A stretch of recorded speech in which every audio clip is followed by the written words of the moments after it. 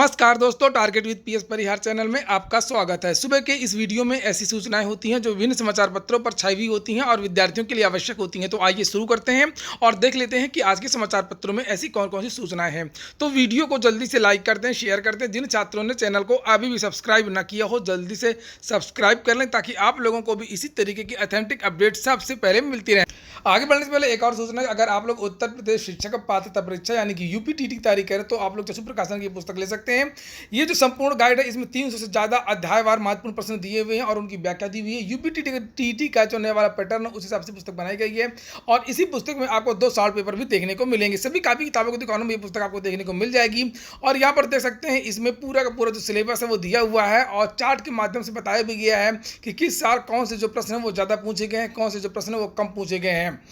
और अगर आप लोग ऑनलाइन मंगवाना चाहते हैं तो उसकी लिंक मैंने डिस्क्रिप्शन बॉक्स में दे दी है, वहाँ पर जाकर के आप लोग ऑनलाइन भी इस पुस्तक को मंगवा सकते हैं।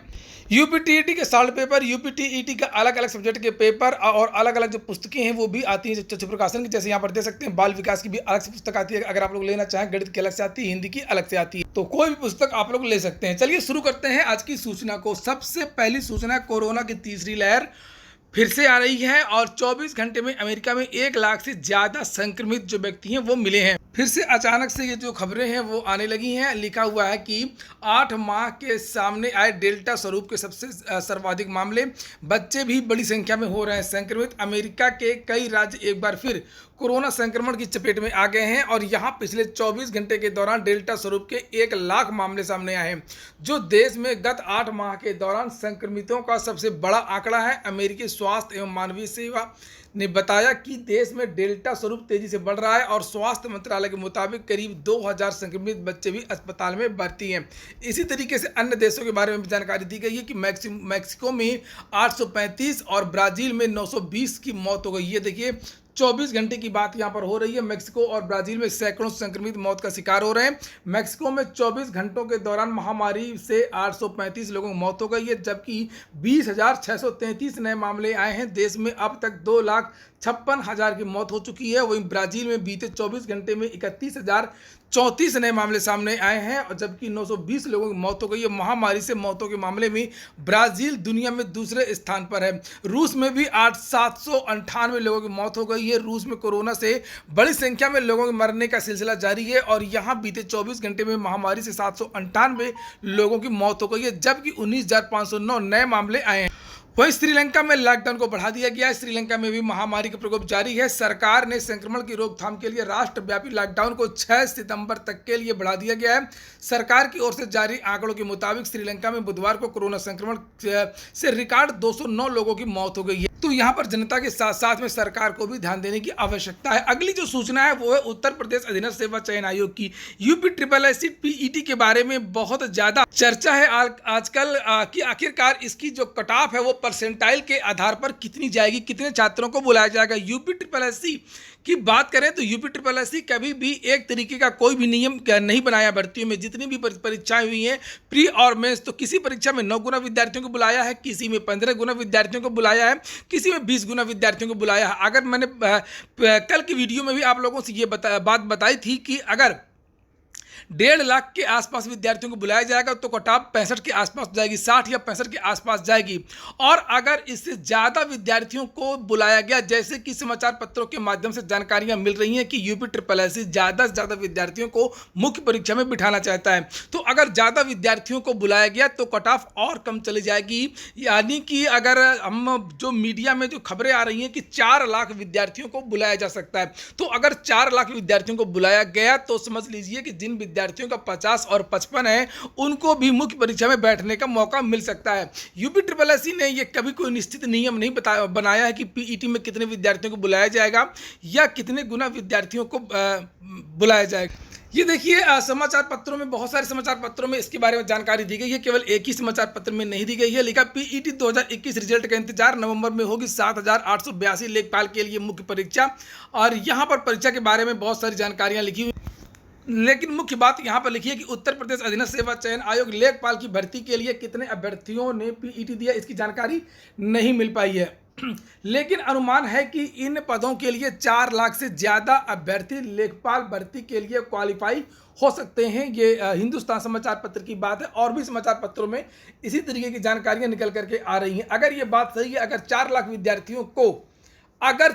विद्यार्थियों को बुलाया जाएगा मुख्य परीक्षा के लिए, तो इतना समझ लीजिए कि जो कट ऑफ है वो 50 और 55 के जो विद्यार्थी हैं उनको भी मुख्य परीक्षा में बैठने का मौका मिल सकता है। हालांकि यूपीएससी को कम से कम ये साफ कर देना चाहिए कि कितने गुना विद्यार्थियों को या कितने विद्यार्थियों, कम से कम इतना बता दे कि कितने विद्यार्थियों को मुख्य परीक्षा में मौका मिलेगा। उसी के हिसाब से विद्यार्थी अपनी जो प्रिपरेशन है वो कर सकें। यूपीपीईटी 2021 का रिजल्ट घोषित होने के बाद ही कट ऑफ और सफल होने वाले अभ्यर्थियों की संख्या का पता चलेगा, इसलिए अभ्यर्थियों को भी रिजल्ट जारी होने तक इंतजार करना चाहिए। अगली सूचना है, पेपर शुरू होने के आधे घंटे बाद ही पेपर वायरल। उत्तर प्रदेश में जो भी भर्तियां होती हैं उसमें बहुत ज्यादा जो है वो भ्रष्टाचार होने लगा है। सूचना प्रौद्योगिकी है उसका जो विद्यार्थी है वो बेजा इस्तेमाल कर रहे हैं। बात हो रही है पॉलिटेक्निक परीक्षा की, सेमेस्टर परीक्षा की। एक बार फिर से आपको बता दूं कि आप लोग वीडियो को पूरा देखा करें, वीडियो को इसकी बिल्कुल भी मत करें। लिखा परीक्षा शुरू होने के आधा घंटा बाद ही पेपर हुआ वायरल। पॉलिटेक्निक की सेमेस्टर परीक्षा का हाल, विभाग का पेपर लीक मानने का इनकार, छात्रों का दावा। इस बार राजधानी से वायरल हुए हैं स्क्रीनशॉट। पॉलिटेक्निक की सेमेस्टर परीक्षा बेपटरी हो गई है। छात्रों के नकल करने पर नकेल नहीं कसी जा पा रही है। शुक्रवार को परीक्षा शुरू होने के आधे घंटे में ही सोशल मीडिया पर प्रश्न और उत्तर वायरल हो गए। छात्रों का दावा है कि इस बार लखनऊ से ऐसा हुआ। उधर विभाग इसे पेपर लीक होना मानने से इनकार कर रहा है। वह अब भी नकलची छात्रों की संख्या गिना करके पुख्ता इंतजाम किए जाने की बात कहते हुए अपनी पीठ थपथपा रहा है। वहीं पर विद्यार्थी कह रहे हैं कि इससे तो अच्छा कि परीक्षा ही नहीं करवाते, सीधे प्रमोट कर देते। जिस तरीके से पॉलिटेक्निक परीक्षा में खुले आम नकल हो रही है उससे विभाग की साख गिरती चली जा रही है। प्रॉक्टर की टीम में तैनात प्रधानाचार्यों का कहना है कि इस तरह से परीक्षा में सामूहिक नकल आज तक नहीं देखी। छात्र सुनने के लिए तैयार ही नहीं है। जहां वे परीक्षा देते हैं कई लोगों की आवाज़ें आती हैं, इससे तो अच्छा है कि ऑनलाइन परीक्षा नहीं कराते या बाद में समय अनुकूल होने पर ऑफलाइन ही परीक्षा कराते। वहीं पर पॉलिटेक्निक की जो प्रवेश परीक्षा है वो 31 अगस्त से 4 सितंबर तक होगी। 3 पालियों में होगी परीक्षा। वेबसाइट पर उपलब्ध करा दी गई है सारी की सारी जानकारी। यहाँ पर लिखा हुआ है अभ्यर्थी जो है अपना जो प्रवेश पत्र है परिषद की वेबसाइट JEECUP.nic.in, इस वेबसाइट पर जाकर के आप लोग अपना जो एडमिट कार्ड है वो डाउनलोड कर सकते हैं। अगली सूचना है उत्तर प्रदेश लोक सेवा आयोग की। काफी कुछ सूचना है। APS 2010 CBI ने आयोग से फिर मांगी अभियोजन की स्वीकृति। CBI आजकल अपनी जो कार्यप्रणाली है उसमें तेजी लाई है और अचानक से किसी न किसी भर्ती के बारे में आए दिन सूचनाएं आती हैं। और ये जो नई सूचना है APS 2010 13 वाली जो भर्ती है वो निरस्त कर दी गई है। और APS 2010 के बारे में लिखा है कि अपर निजी सचिव भर्ती 2010 में हुई धांधली के मामले में CBI ने उत्तर प्रदेश लोक सेवा आयोग के कुछ अज्ञात कर्मचारियों अधिकारियों के खिलाफ नामजद FIR के लिए आयोग से दोबारा अभियोजन की स्वीकृति मांगी है। इस मामले में CBI विशेष सचिव PWD एवं आयोग के पूर्व परीक्षा नियंत्रक प्रभुनाथ के खिलाफ FIR दर्ज कर चुकी है।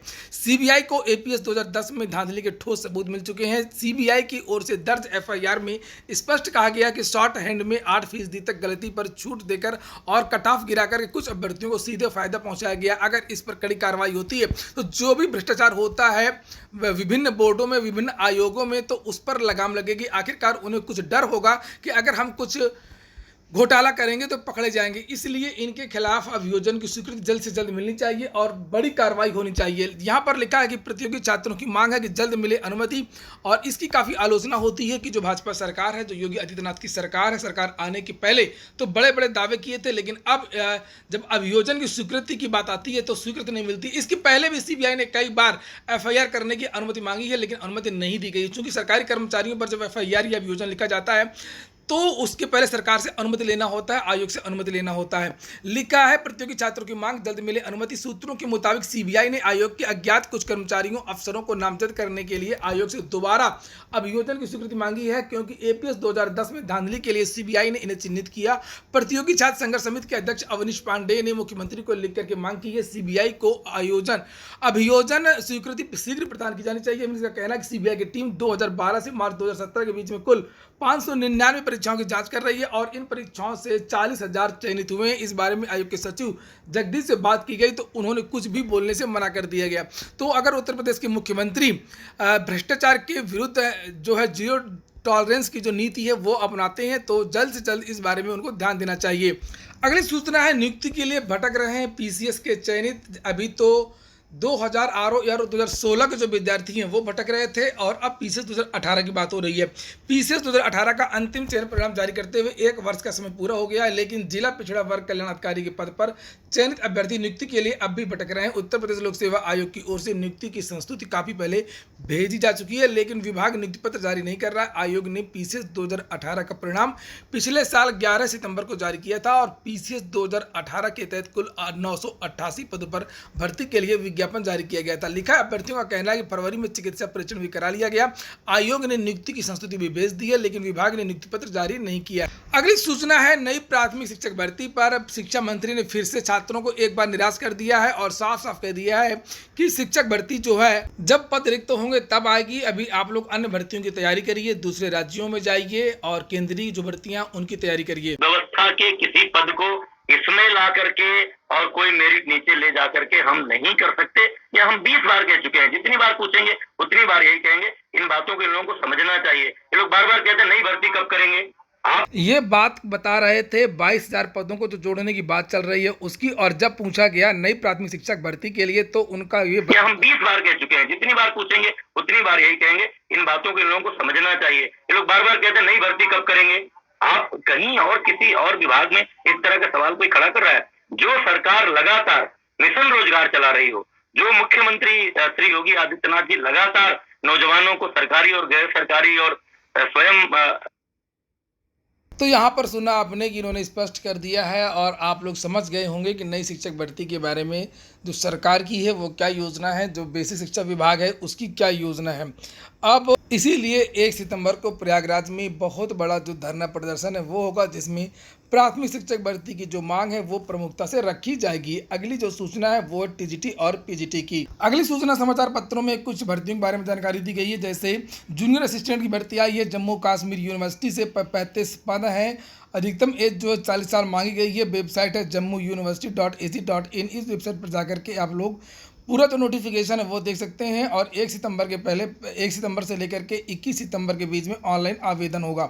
इसी तरीके से डीजीसीए यानी कि नगर विमानन महानिदेशालय नई दिल्ली से भी कंसल्टेंट्स की भर्ती निकली है। 27 पदों पर अधिकतम जो एज है वो 63 वर्ष है। आयु की गणना 19 अगस्त 2021 से होगी और 75,000 रुपये वेतन है। dgca.gov.in इस वेबसाइट पर जाकर के आप लोग आवेदन कर सकेंगे। इसी तरीके से सहायक कोच के पदों पर भर्ती आई हुई है। भारतीय खेल प्राधिकरण SAI से 220 पद हैं। पदों का विवरण है, असिस्टेंट कोच 4 वर्षीय अनुबंध के आधार पर ये भर्ती होगी। अधिकतम जो आयु है वो 40 वर्ष की होनी चाहिए।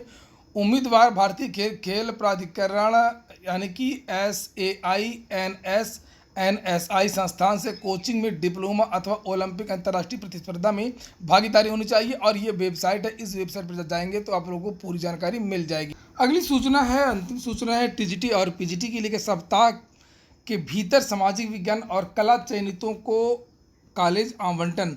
माध्यमिक शिक्षा चयन बोर्ड नियुक्ति पाने को कर चुके हैं विद्यार्थी। प्रदर्शन प्रशिक्षित स्नातक शिक्षक यानी कि टीजीटी 2016 की भर्ती में सामाजिक विज्ञान और कला विषय के चयनित अभ्यर्थियों को नियुक्ति पाने का इंतजार अब पूरा होने वाला है। उत्तर प्रदेश माध्यमिक शिक्षा सेवा चयन बोर्ड इन दोनों विषयों के चयनितों को 1 सप्ताह के भीतर कॉलेज आवंटन करने की तैयारी में है। कॉलेज आवंटन के साथ ही दोनों विषयों में कॉलेजों को नए शिक्षक मिल जाएंगे। वर्ष 2016 की टीजीटी भर्ती में अन्य विषयों के साथ सामाजिक विज्ञान विषय के 1014 और कला विषय के 399 पदों के लिए लिखित परीक्षा 2019 में हुई थी। वहीं पर टीजीटी पीजीटी 2021 की अगर बात करें तो टीजीटी पीजीटी 2021 का जो कोर्ट का जो मामला था, तो विद्यार्थियों ने जो याचिका है वो दाखिल कर दी है। बहुत सारी अनियमितता को लेकर के विद्यार्थियों ने आपत्ति जताई है कि बहुत सारे जो ऐसे परीक्षा केंद्र थे जहां पर OMR थी वो खुली मिली थी। बहुत सारे ऐसे परीक्षा केंद्र थे जहां पर आधा घंटा विद्यार्थियों को जो कॉपी है वो देरी से दी गई और कुछ परीक्षा केंद्रों में विद्यार्थियों ने ये भी आरोप लगाए हैं कि अलग से बिठा करके विद्यार्थियों को नकल करवाई गई है। बहुत सारे लगभग 100 से ज़्यादा शिक्षा माफिया और जो साल्वर है उन पर FIR भी हुई है। बहुत सारे तथ्यों को लेकर के और ऐसी चर्चा है, जानकारी निकल करके आ रही है कि अगले सप्ताह इस केस की जो है वो पहली सुनवाई हो जाएगी। आगे जो भी अपडेट होगी आपको टीजीटी पीजीटी महाभ्रष्टाचार की महाधांधली की मैं आपको इस चैनल के माध्यम से दे दूंगा। विद्यार्थियों ने याचिका में मांग की है कि इस भर्ती की कम से कम सीबीआई जांच अवश्य होनी चाहिए और विद्यार्थियों का दावा है कि अगर इसकी सीबीआई जांच हुई तो जिस तरीके से लोक सेवा आयोग की भर्तियों में लगातार गड़बड़ियां जो है वो सामने आ रही हैं, भले ही देर से आई हैं, इसी तरीके से अगर इसकी सीबीआई जांच होगी तो तुरंत जो टीजीटी पीजीटी में जो भी धांधली जो भी गड़बड़ी की जो बातें निकल करके आ रही हैं उनकी उसकी जानकारी मिल सकेगी। तो ठीक है दोस्तों, ये हो गया आज का वीडियो अगर आपको अच्छा लगा, आपके काम का हो तो लाइक अवश्य कर दें। जिन छात्रों ने चैनल को सब्सक्राइब ना किया सब्सक्राइब कर लें। पूरा वीडियो सुनने के लिए बहुत बहुत धन्यवाद।